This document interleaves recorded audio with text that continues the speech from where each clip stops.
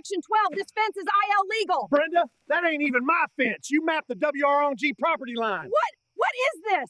I'm going to tell you, a property line isn't just wood and wire. It's a line you draw in the dirt with your soul, right?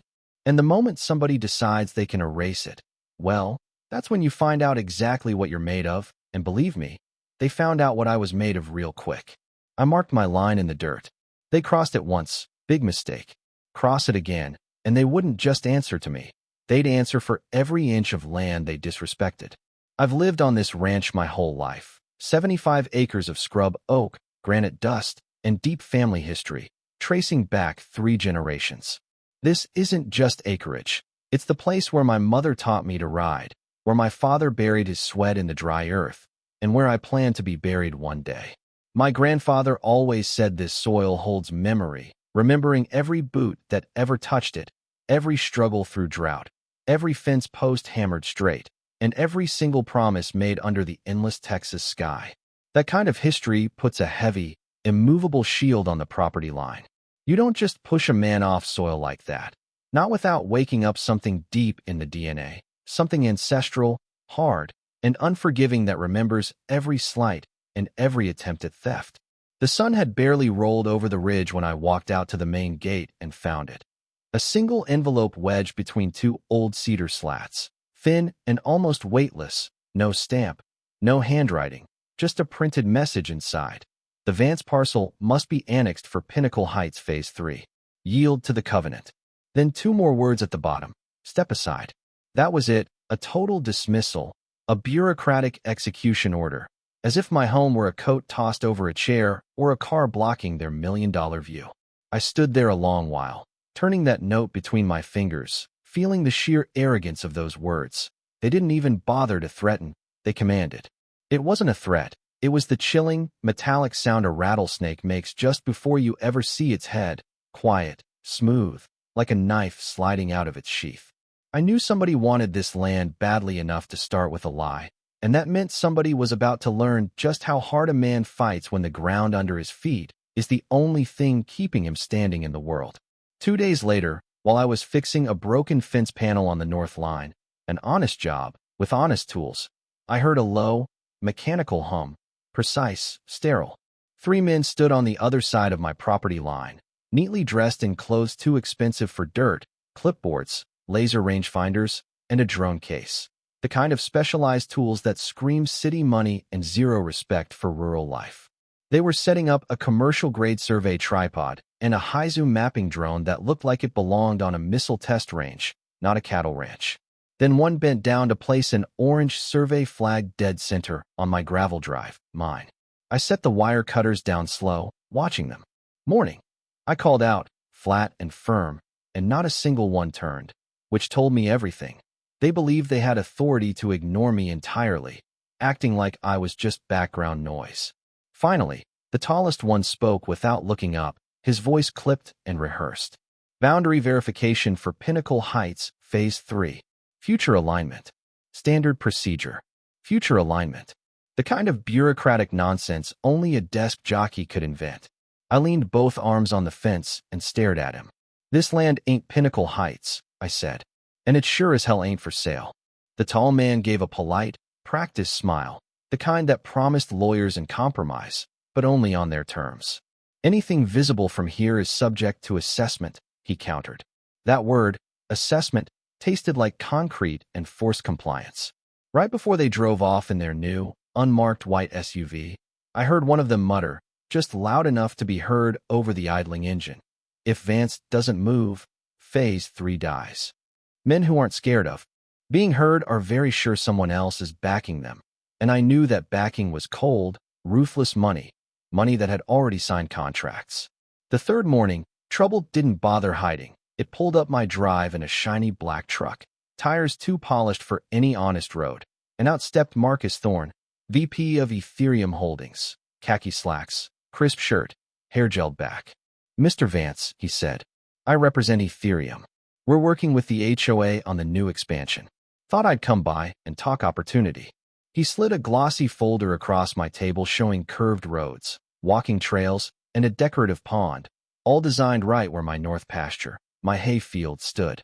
"We've already secured commitments from buyers," he said, oozing confidence. "And the HOA board has signed preliminary agreements regarding boundary adjustments." That was the cold, paralyzing realization that hit me like a kick in the chest. They hadn't just planned this, they had already sold it on paper, with ironclad signatures and binding contracts, complete with completion deadlines. They had executed a transaction for land they didn't legally possess. They sold my land to satisfy an investor's timeline. Thorne's smooth confidence suddenly felt like a mask over deep, financial desperation. He offered a pristine contract. "We're prepared to offer you well above market value, a legacy price. Enough to clear out. New start, clean exit, no hassle." I pushed it back. "My land's not for sale. Not for a legacy price. Not for any price." He insisted the board was motivated and the entire multi-million-dollar Phase 3 project would collapse without my parcel. "Good," I said, standing and letting the shadow fall over his expensive suit. "Sounds like you bought something somebody else didn't have the right to sell. Next time they want to sell land that's mine, they better bring the deed with them." Thorne drove off in a cloud of dust, his confidence shattered. He was the declaration of war, and his retreat only confirmed the extent of their exposure. 24 hours later, the next wave came. 3 vehicles rolled up, rolling slow and deliberate, like a military advance, led by Victoria Sterling, the HOA president. She stood at my gate, demanding I address my non-cooperation with Phase 3. I got an envelope telling me to step aside. I countered, "If that's informing, you're doing a lousy job." Her community safety officer, wearing a uniform that screamed "mall cop," claimed my ancient gate obstructed emergency access, a laughable excuse considering the county road runs right past the gate. Victoria tried patronizing me. "Your parcel has been designated for community integration," using that sickly sweet, condescending tone reserved for people she thought were inferior. "Integration," I repeated. "That's a mighty fancy way of saying you want to take it." Cornered, her smile vanished, replaced by a calculating sneer of pure power. She lowered her voice, making it sound more serious, more legal, leaning in slightly across the gate. "The HOA," she enunciated slowly, "has the authority to petition the county for condemnation if a property poses structural, environmental, or safety risks to the surrounding neighborhood." The threat hung there, heavy and intentional, the threat of eminent domain. "So that's the plan," I confirmed, feeling the cold anger settle. "You manufacture a safety hazard, maybe poison the small pond near the boundary, or report my cattle as diseased, or cut a wire. Then you seize it by eminent domain, all to cover up your initial fraud." She didn't have to confirm it. The truth was deafening. I stood up, tall and unmoving. "My land is not your community, and your progress stops at my fence. You leave now." The next morning, a stack of mail arrived from HOA Legal, lists of ridiculous violations. The absurdity was palpable. Fence height inconsistent, improper paint code, failure to maintain visual harmony. They actually printed that last one, proving they had zero legal ground and were relying entirely on intimidation. My 75-acre working ranch was supposed to harmonize with their prefabricated cul-de-sacs. Every notice demanded correction within a ridiculous 14-day window, clearly designed to overwhelm me with compliance costs and deadlines. This wasn't genuine enforcement. This was bureaucratic warfare. The goal wasn't to fix my fence, but to bury me under documents until I suffocated. Then came the sharpest knife, a notice from the county, claiming possible environmental concerns requiring temporary conditional access to my property. This meant they were done with persuasion and were now trying to leverage state power to walk right onto my land and find the hazard they needed to trigger condemnation. I realized I had 2 weeks before the county would be authorized to enter. I decided to stop looking for footprints and start making them glow. I pulled my storm gear from the barn, my father's old arsenal for protecting what was ours, 4 high-resolution trail cameras tucked into waterproof casings, motion-activated stadium lights wired for temporary mounting, and, most importantly, a fine canister of specialized UV tracer powder. It's nearly invisible in daylight, odorless, tasteless, but under the right spectrum, it screams truth and cannot be washed off easily. If anyone crossed that fence tonight, they'd not just be trespassing, they'd be lit up like a Christmas angel in the courtroom.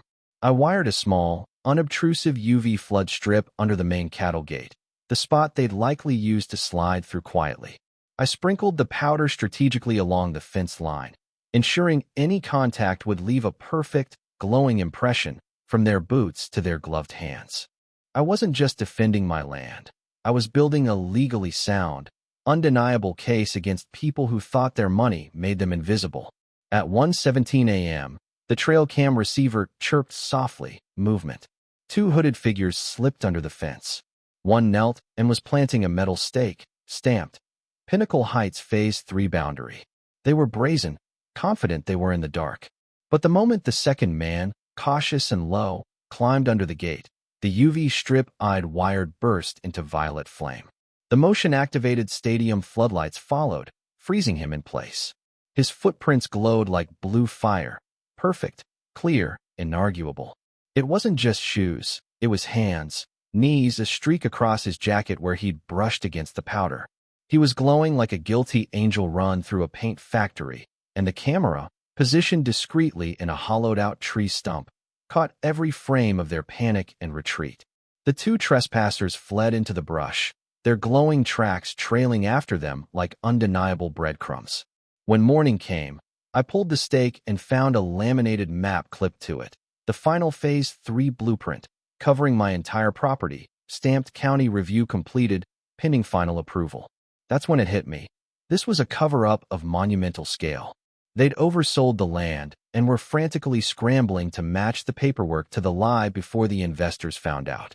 I folded the map, slipped it into a plastic sleeve, and whispered to the empty field, "You boys drew the wrong map, and now you're going to answer for every inch of it." I didn't need to convince Victoria Sterling to stop. I needed to convince their buyer, Ethereum Holdings, that they were being defrauded. I went straight to the house, wrote a letter, calm, precise, and without flourish. You paid for land they never owned. They forged a boundary they knew was false, and they're breaking the law trying to hide it. What you do next determines whether you are a victim or an accomplice. I signed it simply, the actual owner of the Vance parcel. I packaged that with printed photos of the glowing footprints, the USB drive containing the original footage, and the forged Phase 3 map, and mailed it directly to Ethereum Holdings' Legal Compliance Division, the people whose job it was to avoid scandal. Folks with money-fear lawsuits and looking stupid. This envelope promised both, instantly transforming me from an obstacle into a critical witness. While I waited for Ethereum to process the evidence, I built my war zone. I didn't build a fence, I built a message, one based on psychological operations, not violence. I set up a commercial-grade CO2 fog system along the fence, timed to roll low and thick over the boundary at night, obscuring the ground without hiding the trees. It had to look like the air was wrong. I also mounted two heavy-duty, low-frequency speakers, the kind used for seismic testing, hidden in the dense scrub oak. They wouldn't make a loud noise, but they would generate infrasound, sound you can't point at, sound you can only feel, a deep, pervasive pressure in the ribs, and a nervous flutter of instinct telling you something out there wants you to leave, triggering a primal fear response. The finishing touch was the signs, bioorganic decomposition area, mask required, low oxygen zone, trained hazmat crew only. To anyone on the other side, my land looked like something dangerous, volatile, and actively contaminating the boundary. Right around 1 o'clock in the morning, the foggers kicked on. A silent, white mist rolled across the ground. When two shadows appeared at the fence, the low hum from the speakers rolled out. They couldn't hear it with their ears, but they felt it behind their eyes, a nervous thrumming in their gut. Nobody crawled or jumped. They stood there, enveloped in the unnerving fog, feeling the low-frequency pressure, reading the brightly posted hazmat signs. Both turned and ran, full speed back towards Pinnacle Heights. A war zone doesn't always need bullets. Sometimes it just needs a man willing to let fear do half the work, using their own panicked imagination against them. Courtrooms have a smell, old paper, dust, cold air, and it makes most men nervous. Not me. When my case was called Vance v. Pinnacle Heights HOA, I was representing myself. Polk, their lawyer, smirked. I held up the laminated Phase 3 map. This is the map Serenity Ridge submitted to the county, covering my entire property. Polk scoffed. Your Honor, anyone can print a map. I handed the clerk the USB drive. When the UV footage played, two hooded men planting a stake, their footprints glowing like blue fire. The room leaned forward in stunned silence. The judge spoke. "Mr. Polk, your clients entered his land at night." I pulled out a UV flashlight. "Your Honor, may I demonstrate?"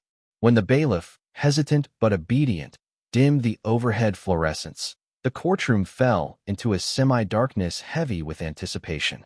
I lifted the flashlight, slow, deliberate, and clicked the UV beam on.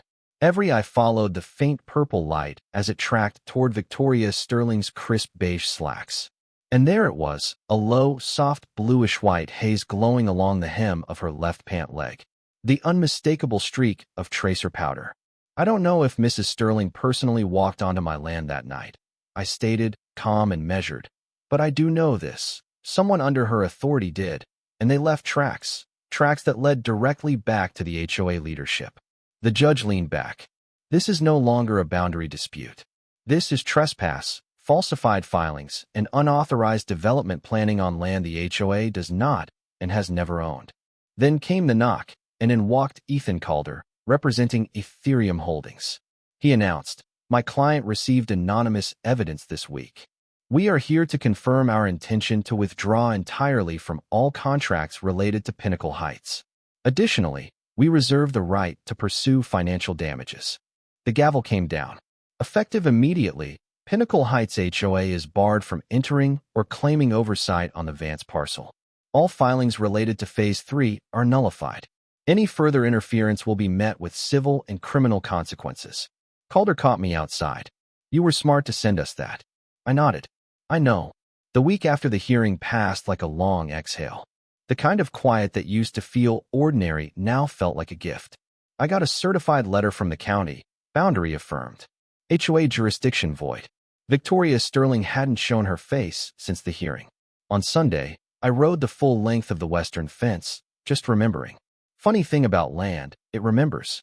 You can tear up fences, plant false markers, threaten, lie, and trespass, but the dirt remembers the hands that belong to it.